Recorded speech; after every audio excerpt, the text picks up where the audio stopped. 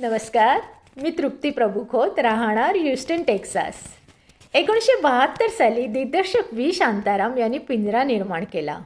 त्या काळात रंगीत मराठी चित्रपट फारसे नव्हते.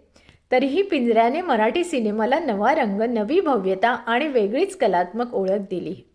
हा चित्रपट केवळ मनोरंजनासाठी नव्हता, तो त्या काळातील समाज मनाला आरसा दाखवणारा होता. कथेच्या केंद्रस्थानी आहे मास्टरजी, शिस्तप्रिय, आदर्शवादी आणि नैतिकतेचा ध्वजवाहक.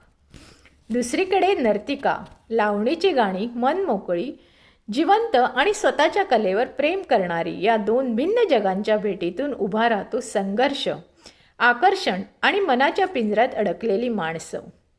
आपण कोण आहोत आणि आपण कोण व्हायचं आहोत, या दोन प्रश्नांमधला ताणच या चित्रपटाचा आत्मा आहे.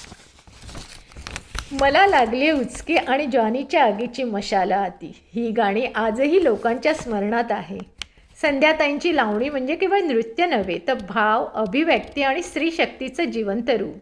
तिच्या प्रत्येक हालचालीत, प्रत्येक नजरेत एक वेगळी ताकद दिसते. संगीत, नृत्य आणि अभिनय याच्या संगमाने पिंजऱ्याला एक वेगळं स्थान मिळालं. सुंदर लोकेशन, रंगीत सिनेमॅटोग्राफी आणि शांताराम यांची दृश्यरचना. पिंजरा हा एक दृश्यानुभव आहे, पण त्यातून महत्त्वाचा आहे त्याचा संदेश.